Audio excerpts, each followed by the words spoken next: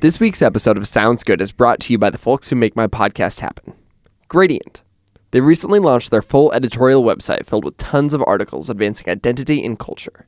Right now on Gradient, you can read news updates, personal essays from great writers, and commentary on movies, TV, music, and more. Go check it out at Gradient.is. That's Gradient.is.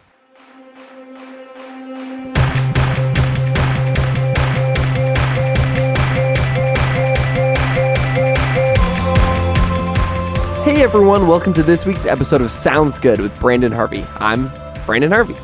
This weekend, Kohl Crecelius stopped by the studio in Nashville, and I'm so excited to have him on the show today.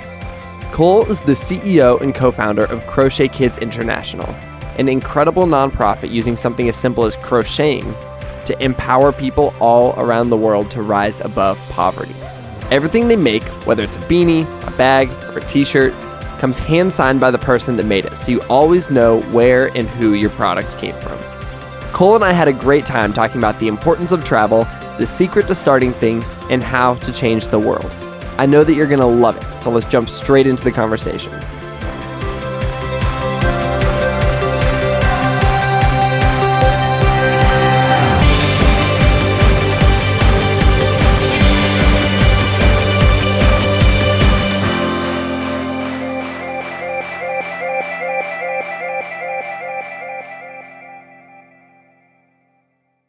I am in the studio with Kohl. Kohl, welcome to Nashville. Welcome to this beautiful little colorful box. The Whisper. The Whisper Room. Yeah, thank you so much for having me. I mean, loving Nashville so far. It's been fun to get to see the space and get to meet you officially for the first time. I know, it feels good. You're wearing your iconic red beanie right now, which is just exactly how I imagined that this would take place. Absolutely. And maybe it's too soon, but I have a present for you. No way. Yeah, I do. Kohl reaches into a bag and hands me an identical red beanie. That red beanie. There it is. Brandon takes the beanie out of the bag, removes his headphones, and gently places the beanie over his curl. Solid. Now we can do this. Now we're on the same wavelength. This feels right. This is good. Yeah, there it is, man. Not to mess up your hair or anything, but thank you. I mean, it's the end of the day. There you go. On a Friday. Gotta let my hair down. Well, thank you for the gift and thanks for being here. This is super fun. Absolutely. So I texted you to be like, hey, dude, here's where the studio is. And you have the same area code as me, 509. Honestly, that blew my mind. I knew you were from the Northwest, but I didn't know. I have a lot of pride in holding on to 509 at the beginning of my phone number. Yeah. And have purposefully not changed that. And so to see that come through, I was like, this is going to be good. It's super good. You grew up in Spokane, Washington. Yep. I grew up in Pullman, Washington, which is tiny little town an hour and a half east of Spokane, and we're just right on the border of Idaho and Washington. That's what I always tell people is that in describing it, it's saying, hey, I grew up in Washington and Idaho. A lot of people think of Washington, they only think of Seattle, they think of rain, and it couldn't be more different. Beautiful 4 seasons. Yeah. I call it God's country. It's beautiful. It's insane. I'm so glad that I grew up where I grew up. It's super fun. And we would go to Spokane for a treat. We'd be oh, we've got to go shopping for prom, so we'll go to Spokane. Or we're gonna go to Sonic, because we didn't have a Sonic, which is so embarrassing. And we're we're gonna go to Spokane. Yeah. Or Krispy Kreme. We would go hard on Krispy Kreme. Oh, that was a big deal when Krispy Kreme opened. But Spokane, it's 500,000 people maybe. It's not a huge town, but in that region, it's the biggest in all of Washington, Idaho, Montana, everything that's happening in the inland Northwest. So there's some great energy. I loved growing up there too. Yeah. Absolutely. Wait, what high school did you go to? Went to Mount Spokane High School, home of the Wildcats. Nice. I know Mount Spokane. Formidable opponents. I ran cross country and track. So okay, that's super fun. So in high school, you started essentially what is now Crochet Kids, an amazing nonprofit. But how did you go from being a high schooler to running an international nonprofit? Yeah, well, that was the funny thing, right? Is people ask a lot about why is it Crochet Kids? Where did this all come from? And the impetus originally had nothing to do with being a nonprofit or helping people living in poverty. It was to create a company, a brand. I learned how to crochet. My older brother came home from his first semester of college in San Diego and taught me how to crochet. We were big skiers and snowboarders, and so making hats was just a natural extension of that. Yeah. I used to make fun of my roommate in college for crocheting. Like, was there any of that, or were you just like all in on it? You're like, I can make my own hat and I don't have to buy it. In high school, we were all in. We just went for it, and we would sell hats to whomever. We'd make custom hats for them, and it started this business. We were featured in the newspaper. There's all these little things that for all intents and purposes, we thought we made crocheting really cool, and it was kind of anti, the norm of high school and what you should be doing, which is what we liked. And designing headwear was really fun too. So we just kind of owned it at that point. That's amazing. And so you were selling these hats to like other kids at your school? Mm-hmm. Okay. Yeah, selling them to whomever, teachers, parents, friends. And at that point, we had no goal other than making some money and growing this little brand, understanding design and entrepreneurship to a certain level. We saved all our money and spent it on our senior prom. I say we literally thought we had kind of hit the pinnacle. We rented a hot air balloon for our prom dates. No way. We rented out a roller skating rink for our friends. No. That was the one thing we spent money on outside of just buying more supplies, more yarn, more hooks, or any of that. And that was it. Like that, we saw that as like the capstone on the crochet thing. You're like, this is the goal, and that's what like you crocheted towards that goal. Yeah, and then we were putting it behind us from there. So I was in college. We weren't necessarily crocheting that much. We picked up different hobbies and new opportunities. But did you guys all go? So you graduated high school after like the best prom ever. So how many friends was it with? Yeah, I was gonna say. So there's two other guys. Okay. There's Travis and Stuart and myself. Cool. They went to school down in Southern California. I went to Seattle, and we, as I said, we kind of traded in the crochet hooks and looked for new and exciting opportunities. We started traveling a lot in summer breaks. Just volunteering our time internationally. It was something that growing up, and this is something you'd have appreciation for, growing up in the inland Northwest, it's not the best window into what the world is really like. Totally, yeah. And there's not a lot of diversity. There's, I don't know, it can kind of feel small. And so we, right after high school, had an opportunity to take a trip to the Dominican Republic with the local church. All together, yeah. And it just started to open up our eyes. It was like, wow, the world's really big. Poverty's a real thing. People who are living in poverty are actually amazing and incredible, beautiful people. And those are the things that started to say, man, we want more of that. We want to understand this a little bit more. So we kept chasing after that. Cool. Isn't it funny how travel does that? Like it changes that for you? 100%. And I mean, I feel like especially for me growing up in, the same area, I felt the need to go and experience different places. Like I immediately after high school moved to Portland and I loved the challenge of being in a totally different city. It was the exact opposite of the town I grew up in. And then I went that first summer, I think, between high school and college, or maybe the next year, I went on a trip to India. And I also had my mind blown where I was like, wow, like the world is so different than I expected in like such a beautiful way. Exactly. And that was it for us too, was like you read and learn about statistics of things like poverty, about the just terrible things that are happening in the world, and you start to form your opinions and understandings around them.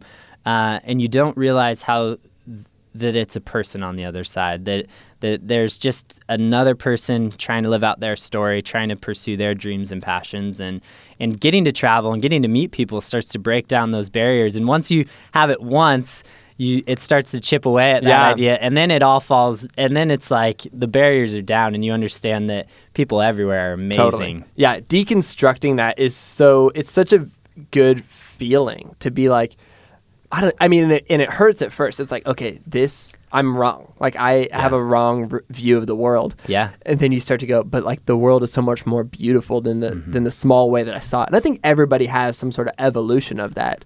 over their life. Like you start off like with your world being tiny, like you're a child, an infant, and then slowly you get to know your family, then you get to know people in your city, you get to know, bigger and bigger and bigger until one day you can kind of see everybody else as someone like you. Totally. And isn't it really is just design, like you can kind of see the design in it all, in that same formula. I have a 6-month-old boy right now.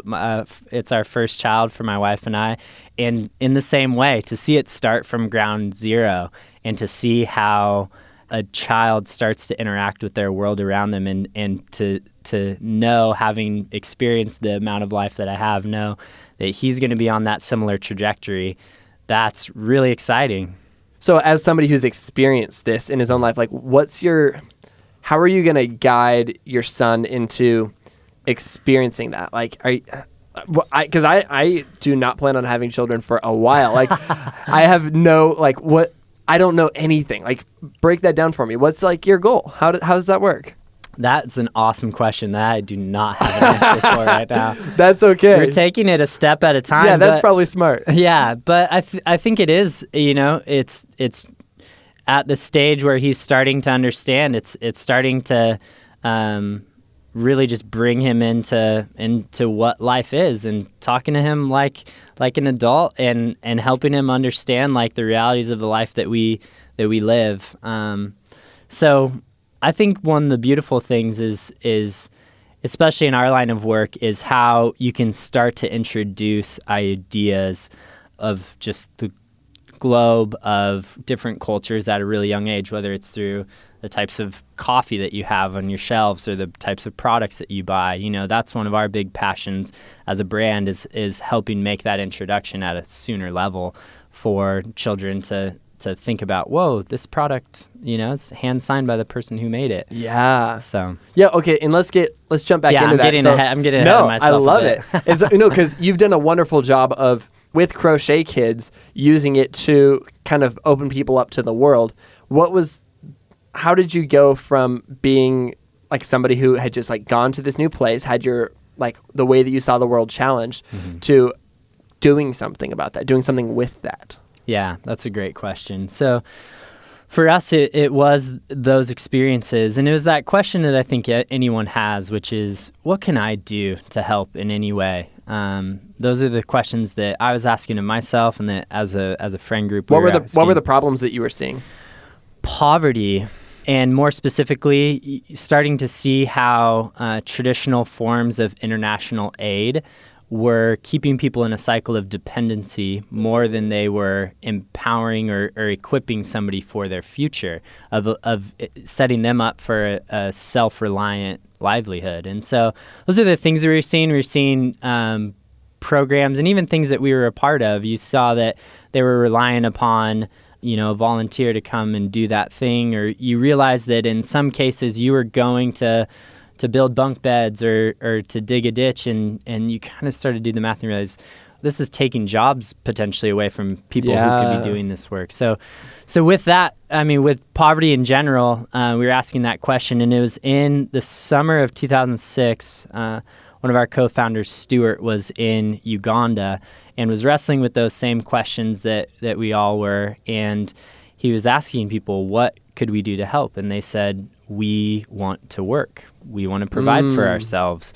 We are tired of aid organizations coming in and trying to provide our own needs. And that really, so we were halfway through college at that point. We were right in between our sophomore and junior year, but something about that struck us to the core, and it made us realize that we all want the same things. We all want to be able to earn a living, provide for ourselves, to care for our children. We didn't have them at that point, but we knew that was a goal of ours to have. And so we took that in and then said, what can we do about it? And most simply, we knew how to crochet. We literally used the one thing that we knew how to do as a place to say, well, this is a starting point. Yeah.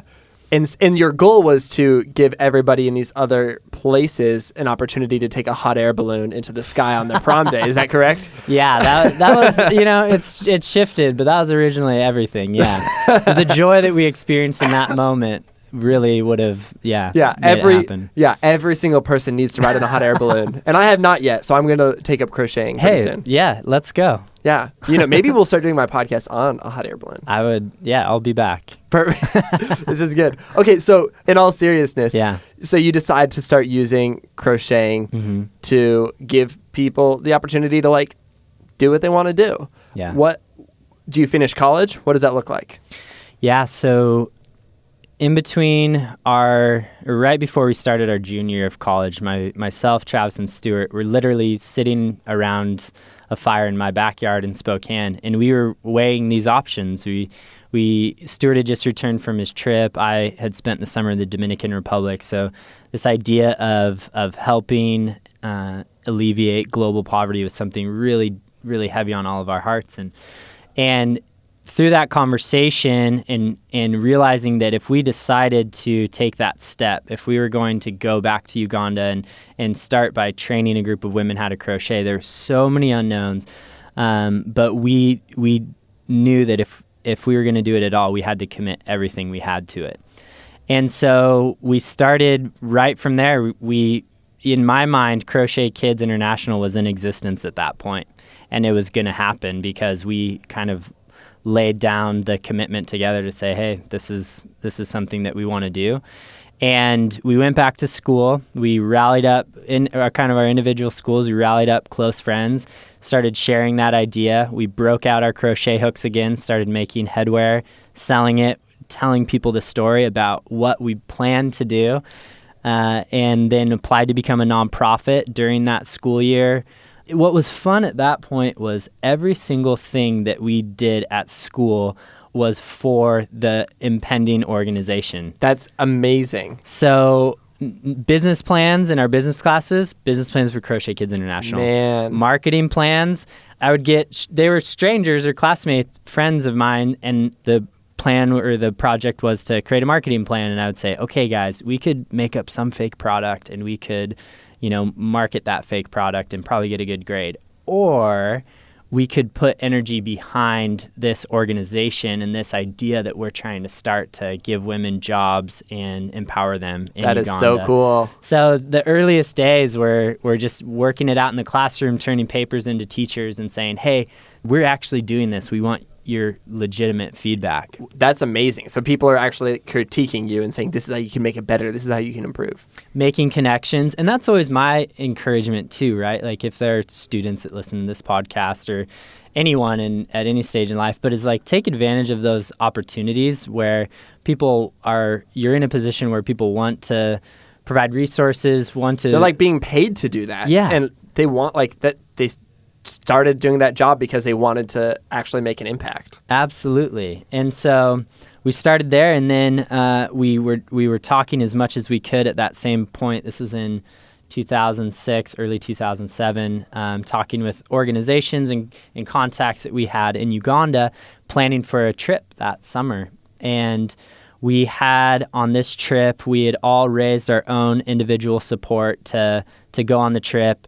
We literally, the criteria was if you could raise the money and you'd been involved, you could go. You could only take one bag, like a carry-on bag, and then the other two bags were massive military duffel bags that were stuffed with vacuum-packed yarn. That's incredible. So everyone had two checked bags that were just full of yarn and hooks. That was people ask us how we had started doing international logistics. So we just said we checked it on the plane. Incredible. And I bet I bet TSA was like, what is this? Like, what are they doing? Yeah, when we landed in Uganda, there's this crew of young American people who are just bringing in yarn, and we just said it was for arts and crafts projects and just went on by. Brilliant. Yeah. So that was in 2007 we went back, and with the help of a few local organizations, identified a group of 10 women. We were really intentional about wanting to take 10 people there to train one-on-one in crocheting. Amazing. And what part of this is in Uganda? Yeah, northern Uganda. Sweet. In a town called Gulu. Okay, yeah, I know Gulu. Yeah. So we did that, and honestly, there was this moment where literally the night before we trained the women to crochet, we all kind of paused, and I know for me, this kind of internal moment of thinking, what if they can't crochet? Like what we've done all this work, but it's all been on this understanding that they're going to be amazing at crocheting, but that wasn't the reality, or not one that we knew. And so there's this moment of panic. Like, if they can't do this, our whole dream is out the window. And that's kind of how any opportunity, any dream goes. Like, you get to be like 24 hours before, a week before, and you start to freak out, and you're like, is this going to work? And you start to second guess, which is healthy and normal, right? But it's freaky in the moment. Yeah, absolutely. And that was the very beginning. And we trained these 10 beautiful Ugandan women. We had the help of a few translators, and we, from that point, knew that, you know, this thing could happen. They did it. They were able to do it. They did amazing. That's incredible. They made almost flawless hats, some of them on their first time. So that was born, this idea called Crochet Kids International. And from there, it was off to the races. And we knew the whole impetus for starting all of it was to do things differently. We were a nonprofit organization, but we wanted to have a more sustainable model through the creation of really great products and the sale of those products. Yeah. And so that you wouldn't be reliant on donations. Exactly, yeah. So that we wouldn't be fully reliant on a donor. I mean, we started the organization during the midst of a recession in 2007, 2008. So it was like we were seeing nonprofits both abroad and domestically that were failing because they couldn't keep their doors open because of donor turnover change. And so, yeah, we started out to do something new, and to this day, we're still charging at that same idea. That's incredible. I love that. Yeah. And I'm trying to remember what point I started to find out about Crochet Kids. It could have been while I was in high school, just this idea that, like, people were talking about these world changers the next town over.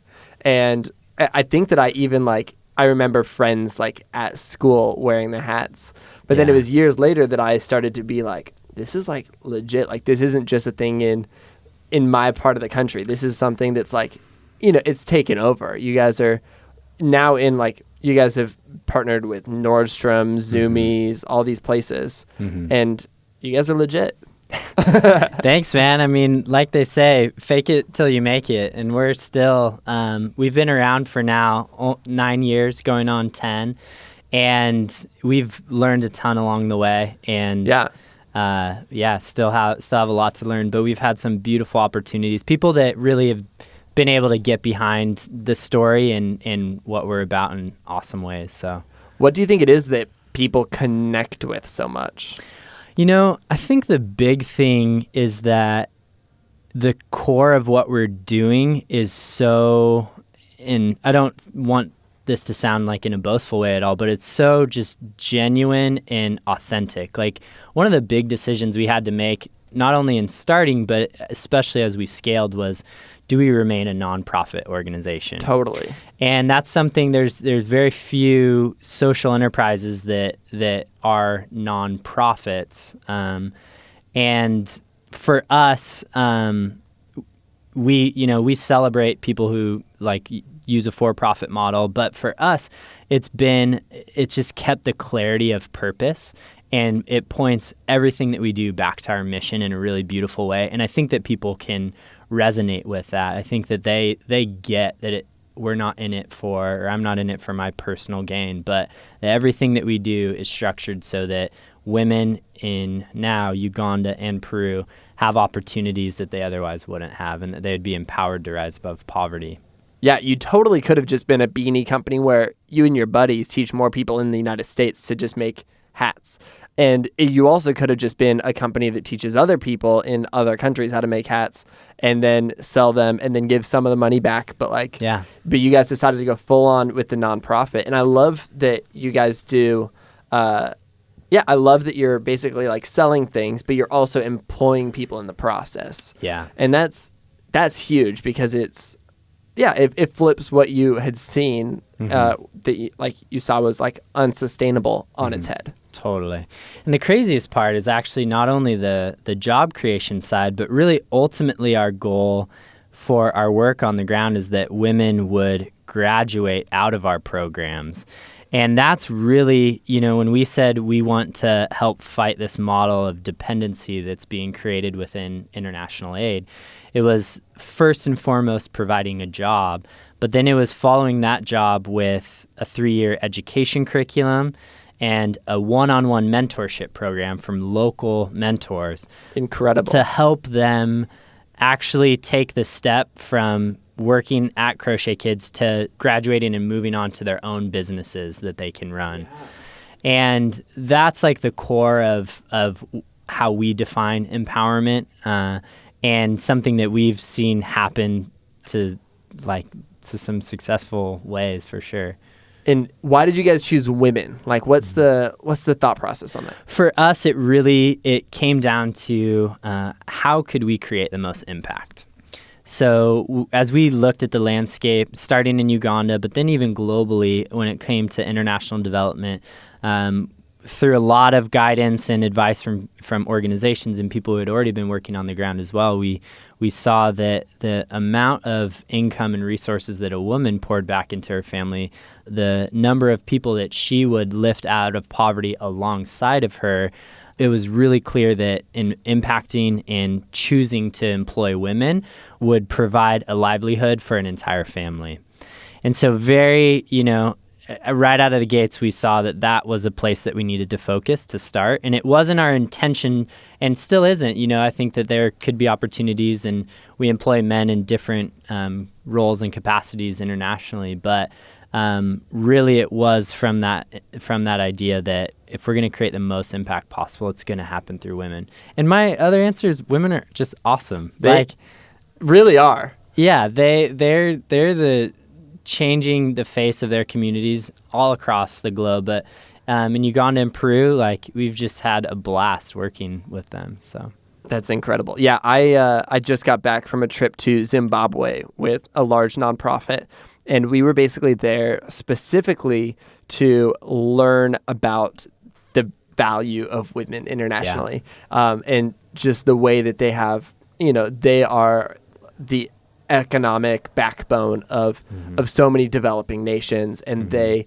are they hold the most power to make an impact in a country. And so investing in women, and just giving them the opportunity to grow and to become better at what they're doing is so powerful. I love it. And just the example that they're setting, I think that's going to be the true impact of our work and other work that people are doing within women's development, international development, and is the fact that they're setting an example that in many cases is unprecedented, that a woman's leading these businesses and owning land and doing things, and her children looking up to her, other community members looking up to them, and seeing the health and success of what they're creating will shift and shake the earth to its core. Man.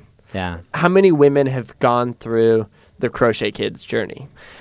We currently employ around 200 women, and we've had 75 graduates who have actually gone through our program, which is a 3 to 5 year cycle, and graduated out the other end to be running businesses or careers independently and on their own. Amazing. Yeah. Wow. That's so cool. And I love that you guys started small. You started with just 10 people. Yeah. And that's, I don't know. Do you feel like that's just the way to start things? To be because I get so ambitious. I'm I want to do this big thing. But I love the fact that it just it worked for you guys to show up with 10 people and enough yarn for 10 women and just walk them through the process. Just begin. Yeah, and I think that's honestly a problem. I experienced that same thing. It's you want it to be as big and as crazy as possible, creating the most impact. But we started with what we knew we could manage. And for us, it has made the most sense because we believe that healthy brands, healthy organizations grow slowly over time. And we also knew that we had a lot of learning and uptake to do. So starting at a manageable level allowed us to do that and grow into our shoes, so to speak. So yeah, starting small, I would absolutely advocate for that. And I think the other important narrative there is that we have this idea in our society or culture that if we're not helping 1,000, 1,000,000 people that our idea is not good enough or it's not big enough. And one of the things that we've really had to fight is this idea of creating a depth of impact over a breadth of impact. And when we started, there were a lot of people that would push back to us and say, well, it's just 10 women though. I mean, how many millions of people are in poverty? Or, even today it's 200. But at one point where we felt bad about that, we felt bad about ourselves, like, oh man, are we doing enough? Is this, should we keep at it? But we had to flip the script on that one too, to say, like, no, we're doing impact in the best way possible that we can come up with. And we're seeing, instead of giving one resource to tens of thousands of people, we're taking individuals through a process from A to Z and seeing them fully independent and on their own out the other side. And that's the type of impact that we want to stand for. And we've had to be really firm on that. And, not everyone gets it, and that's okay. We need to understand like what we do best and continue to lean into that.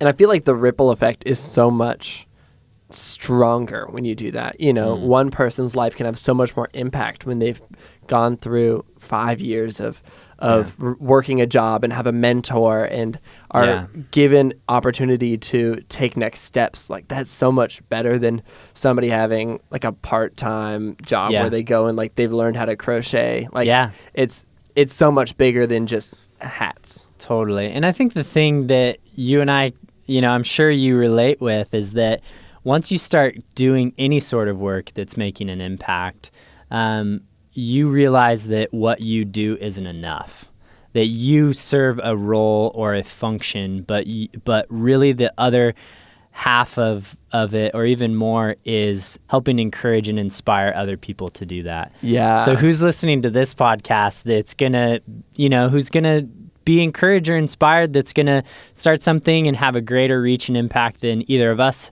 could have in a completely unique setting. And that's what's really encouraging to me. It feels awesome to see people who are making a huge impact, and to play any sort of small role in that is incredible. And it's contagious, seeing other people making an impact. My earliest influences, like going back to the MySpace days. You guys had a MySpace? Yeah. Yeah. At one point. So back in the MySpace days, I had a top 8 on MySpace, and like, I think that my first 4 on my top 8 friends were like nonprofits, because I had been impacted at such an early age by people who were changing the world. And what's our MySpace right now? Like, what's our opportunity to like impact people?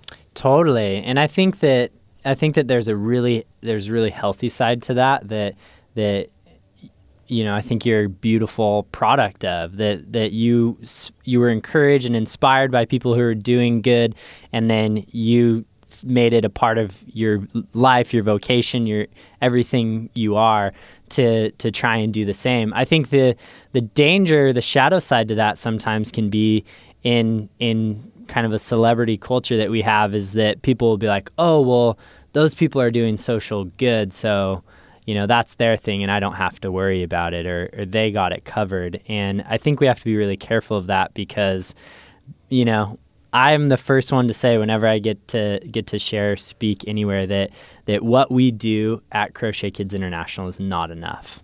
We do really well in certain areas of the world and are making great impacts there. But the goal and the vision of it all is this idea that we're all using our skills and talents in ways that are serving communities that we care about. And that's the only way that globally things will really, really change. Yeah.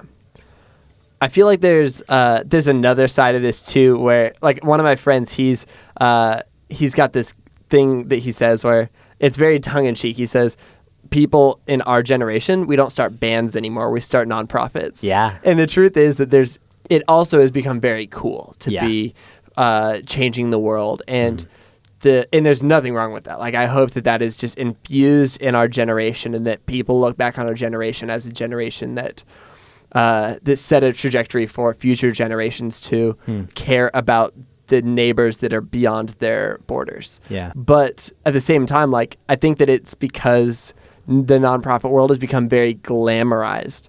And like, what's like the hard truth about running a nonprofit? Like, I know that there's like half of your job, I have no doubt, is like going and like meeting these people all over the world and seeing the impact being made. But the other side of it is like, you probably have a bunch of spreadsheets on your desktop. Like, you probably have like phone calls you have to make that like are super annoying. Like, what does that look like for you?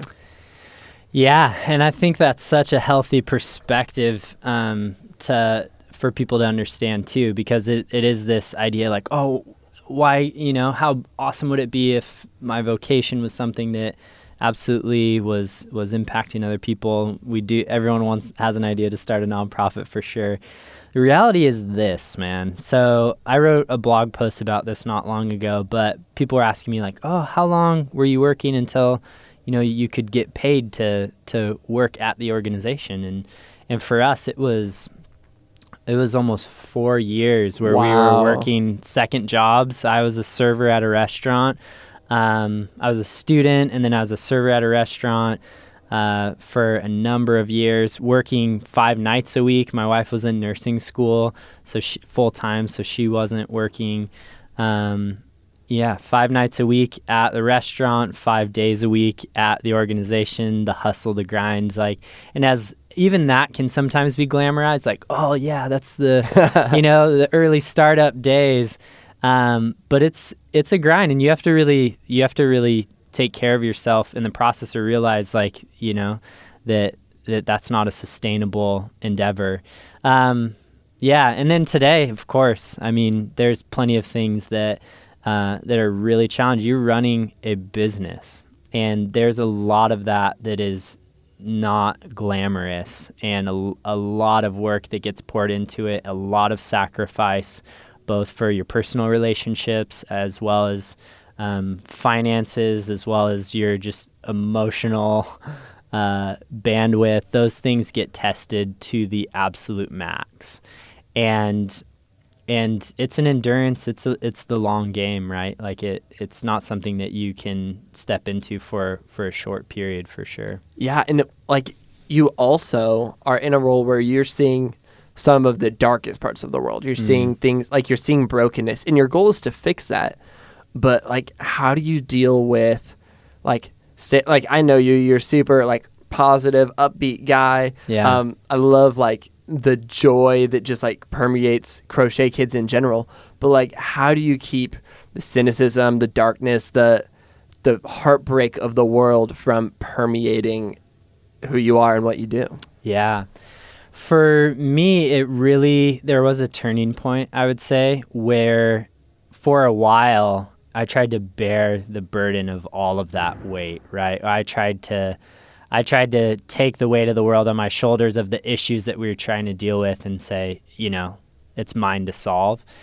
The turning point was the realization that really you're not out to save the world, Kohl. You're not the one who's going to be responsible for helping save Uganda or alleviate poverty, but you have a role to play, and the world needs you to do that really, really well. And so I think by focusing on what you can control and what you can handle, really what you're best at, and marrying that with the impact that you want to have, is a way of saying, hey, I can every day put my head on the pillow and say I gave it everything I had, and that's all any of us can do, right? Yeah, it's kind of this idea of life is full of opportunities, not obligations. Like, somebody's put in front of you, whether they're in Peru or here in Nashville, and you have the opportunity to make an impact on their life. Or you can just ignore them, but it's not your job to actually change their life. It's your job to love them well. And if you try your hardest to just treat everything as an opportunity, I think that I don't know, I feel like that can kind of alleviate the pressure of being I have to have this sort of result happen. I have to change this, I have to change that. I think that's a great way of putting it, that you really, it's not your responsibility to change people. You're the catalyst. You can present the opportunity, and and hopefully put thought into the structure, whether that's a simple interaction or whether it's an entire system or program that you're creating. But ultimately, it's going to be up to that person to see change in their life, and you just get to play a role, and hopefully a good one. Beautiful. Yeah. I think we're at the part of the show where I get to ask you questions that I love to ask everybody. Nice. And so the first question that I have for you is, how do you describe the kind of person that you most admire in the world? That person to me is somebody who welcomes everybody as an individual, who listens more than they talk, who wants to understand who is at, what's at the core of somebody and understand who they're working, not making assumptions, not placing their values or their understanding, but coming to a place where they can fully just take in and try and hear people. And I say that on a level that, like, I would love to be that person. I have so much to learn in that department, but those are the people that I really admire, is that they don't come into situations with this assumptions or solutions, but they really treat people as individuals and want to do the best to support and see others grow and flourish as a result. That's a good kind of person right there. We need more of those people. I like that a lot. I think we get the opportunity to become more like that person when we acknowledge what we admire about them. Like, you can kind of notice them more, and then notice the gap between yourself and that. Like, I'm like, oh my gosh, what if I just listened better? Yeah. So my next question is, what are you consuming that you love right now? So, like, is there a TV show, a movie, a book, something that you're psyched about? Yeah, absolutely. So right now, I am in a phase where I'm the CEO of our organization, and I've been in that role for 9 years, and kind of had a realization over the last year that I don't fully know what a CEO of an organization does, and especially one that's scaling and growing. And it may sound funny, but I just have so much to learn there. So I'm consuming so many books just on, and as boring as it may sound, but on management and storytelling and brand. We did start this organization while we were in college. We didn't have any prior experiences to draw off of, so it's very much been on the job training, and I'm constantly trying to feed my learning and understanding with new information. I really admire the discipline that you have of being like, I'm working towards my goals, working towards my dreams, and I have to do some boring stuff to do it. And I would imagine at some point, though, you also just kind of get to a point where you enjoy it. I was reading a manual the other day on, like, here's how to, like, podcast successful, and it's so annoying. It's like, it's the weirdest stuff, but it's, you get to a point where you're like, I want to grow, and, like, in order to do that, I invest, and I admire the fact that you're investing. Yeah, thank you. I mean, I do not so secretly love it too, right? Like, and I don't think it has to be one or the other, but it definitely, discipline is the word. And I again, like, am excited to grow and learn in disciplines around business and bettering myself. That's all we can do, is, like, realize that we can get better. It's a value that I live my life by, that we lead the organization by, is that everything we're doing can be improved. So let's not think that we're perfect. Let's continue to work and be honest with ourselves and with those around us, and keep learning. Brilliant. Yeah. So my last question is, based on the ways that you've chosen to step out and live differently, whether it's in a hot air balloon or crocheting or whatever, like, what's one thing you'd encourage someone else to do in their own life today? I would say, break your routine, learn something new that you've wanted to, that just provides perspective to you that you wouldn't otherwise have. The thing recently for me, and don't hold me to this because I don't know fully if this is going to happen, but an example is something I've been thinking about. It's like, I've always wanted to sing. I've wanted to, like, learn how to sing. And it's something that, it's like, oh, do you get too old, or does that come to a point where it's too late, and what's the point of it if you're not going to be in a band or whatever? But just that idea of like, how can you break your routine and think of something new, or explore a new subject, or just test yourself in a new way.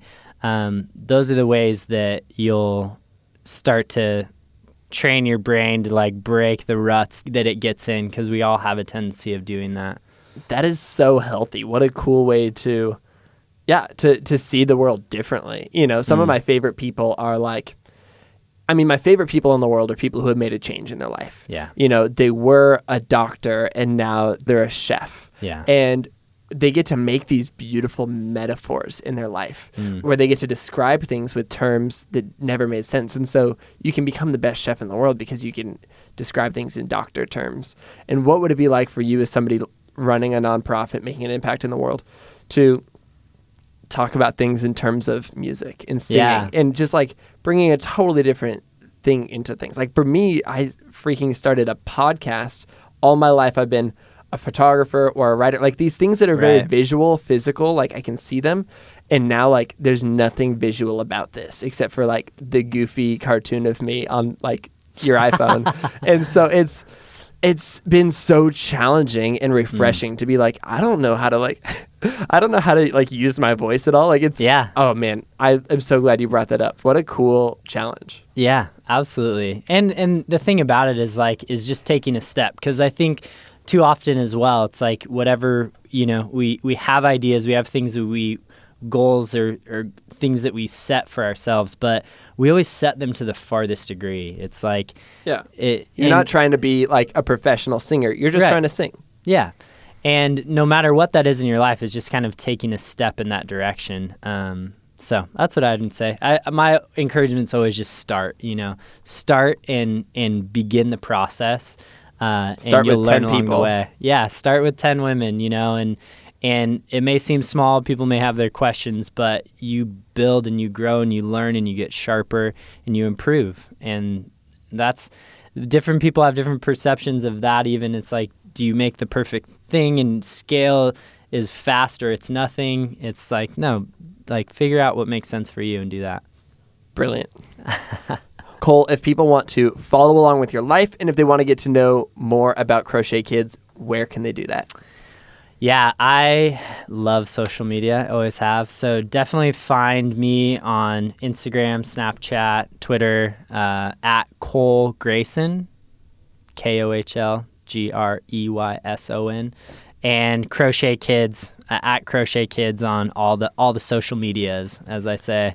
This is an important question because today on my computer I typed Crochet Kids into like Evernote, which I use for all my brain dumping. Right. And it said that it was spelled wrong. Yeah. Is crochet spelled with a C? I'm not telling you. Because here's the thing. I've been seeing crochet for so long spelled with a K because of Crochet Kids. Like I don't see crochet spelled any other way on the internet because I don't Google crochet. Right. And so I always thought it was spelled with a K. And now I'm starting to realize that you guys might be lying to me. Let's just leave it that way. Well, on that note, I am so glad that we got to hang out today. Thank you for the beanie. Thank you for a great time. And I'll talk to you real soon. Love it. Thank you for having me.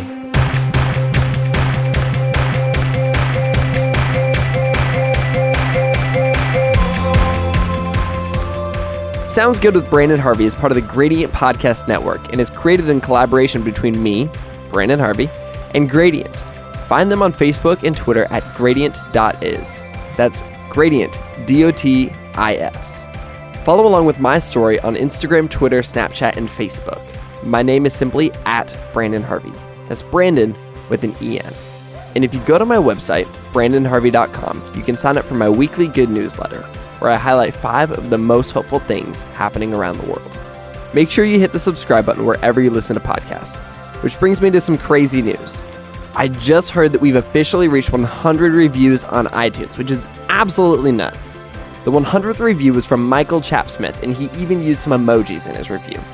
Thanks, Michael. Our next goal is a little bit more ambitious, 200 reviews.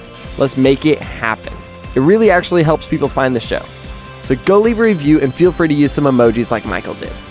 And that's it for this week's podcast. See you next week when we get the opportunity to learn from another incredible person. Sound good?